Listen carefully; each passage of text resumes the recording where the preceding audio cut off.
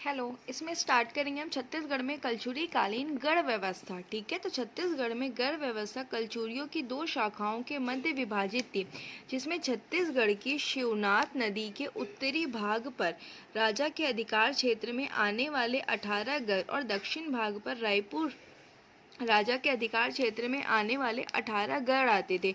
दोनों भागों को कुल गढ़ों की संख्या 36 होती थी। इस कारण यह अंचल छत्तीसगढ़ कहलाया।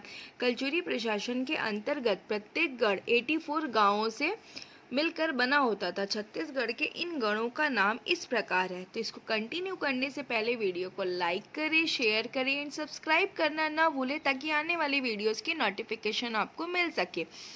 अब देखते हैं शिवनाथ नदी के उत्तर में स्थित गढ़। जो शिवनाथ नदी है, शिवनाथ नदी के उत्तर में जो जो गढ़ स्थित हैं उनके नाम देख लेते हैं। फर्स्ट है आपका बिलासपुर। बिलासपुर में 4 थे: रतनपुर, विजयपुर, ओखर, ओखरगढ़ और केंदागढ़। कोरबा, कोरबा में भी कितने थे? तो 4 थे: कोसगई, छुरी, लाफागढ़ और मातीन और उपरोड़ा। थर्ड है जांजगीर चांपा। जांजगीर चांपा में कितने थे? 3: मदनपुर, चांपा, खरौद और कोटगढ़। फोर्थ है सक्ती। सक्ती में 1 है: सोठी। बलौदा बाजार। बलौदा बाजार में 1 है: सेमरिया। बेमेतरा में 2 है: मारो और नवागढ़। गौरेला पेंड्रा मरवाही में 1 है: पंडर भाटा। 8 मध्य प्रदेश। मध्य प्रदेश में 2 है: करकट्टी और कंड्री। अब देखेंगे यहाँ पे शिवनाथ नदी के दक्षिण में स्थित गढ़। तो शिवनाथ नदी के दक्षिण में कौन कौन से गढ़ स्थित है? तो देखेंगे फर्स्ट है बलौदा बाजार। बलौदा बाजार में कौन है? सिमगा और सेकंड है लवन। बेमेतरा। बेमेतरा में 2 है: सारधा, जिसको सारदागढ़ भी बोलते हैं, और सिरसागढ़। थर्ड है दुर्ग। दुर्ग में क्या है? पाटन। फोर्थ बालोद। बालोद में 1 ही है: अकलवाड़ा और एकलवार। फिर है फिफ्थ रायपुर। रायपुर में है अपना रायपुर और अमीरा, जिसको अमोरा भी बोलते हैं। गरियाबंद। गरियाबंद में 2 है: फिंगेश्वर और राजिम। महासमुंद। महासमुंद में 1 है: खल्लारी और सिरपुर, सुअरमार, मोहंदी। फिर है महासमुंद। महासमुंद में क्या है? खल्लारी। धमतरी में है टेंगनागढ़। धमतरी में क्या है? टेंगनागढ़। फिर है अज्ञात जिले: सिंगारगढ़, सिंघारगढ़ और सिंघनगढ़। विशेष: यदि गढ़पति ब्राह्मण होता था तो उसे दीवान कहा जाता था। जमाबंदी प्रणाली के आधार पर छत्तीसगढ़ों की खोज मिस्टर चिस्म ने की थी। अब यहाँ देखेंगे क्वेश्चन है: निम्नलिखित में से कौन सा गढ़ छत्तीसगढ़ राज्य में मौजूद गढ़ नहीं है? तो वो है पावागढ़। ठीक है।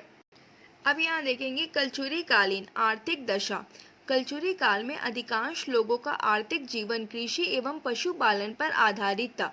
भूमि माप। भूमि की माप हलों की संख्या में दर्शाई जाती थी। एक बैल द्वारा जोती जाने वाली भूमि को किसके इक्वल लेते थे? 1 हल के इक्वल। जहाँ 1 हल भूमि किसके इक्वल? 5 एकड़ जमीन होता था।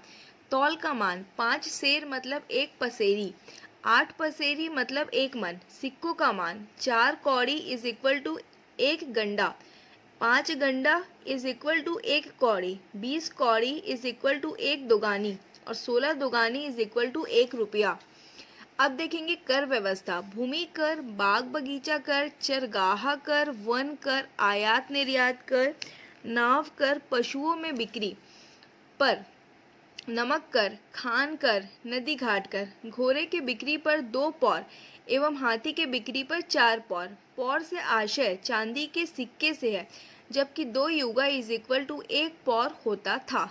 अब देखेंगे यहाँ पर कलचुरी कालीन शिक्षा केंद्र: रतनपुर, मल्हार, सिरपुर, आरंग, राजिम, रायपुर, खैरागढ़ आदि। अब यहाँ देखेंगे कलचुरी कालीन विशेष तथ्य। अब यहाँ देखेंगे कलचुरी कालीन विशेष तथ्य। बाह्य शत्रुओं से रक्षा हेतु राज्य में दुर्गों का निर्माण किया गया था, जैसे तुम्मान, रतनपुर, जाजल्यपुर, मल्लाल, पत्तन आदि। फिर है कलचुरी कालीन समाज में प्रशासन संबंधी महत्वपूर्ण फैसले रानियां भी ले सकती थी। रतनपुर के महाराजा मंदिर के आसपास अनेक सती स्मारक है, जो इस काल में सती प्रथा के प्रचलन के प्रमाण है। कलचुरी काल में सूर्य ग्रहण, चंद्र ग्रहण, मकर संक्रांति, अक्षय तृतीया आदि दिवस दान देने के लिए उपयुक्त माने जाते थे।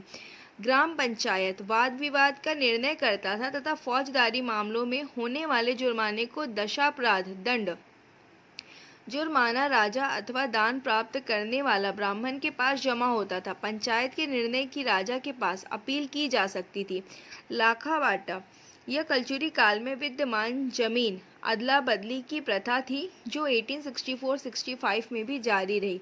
इस प्रथा के तहत भू लगान का निर्धारण गौटिया और किसान के मध्य अंतिम सोपान के रूप में होता है।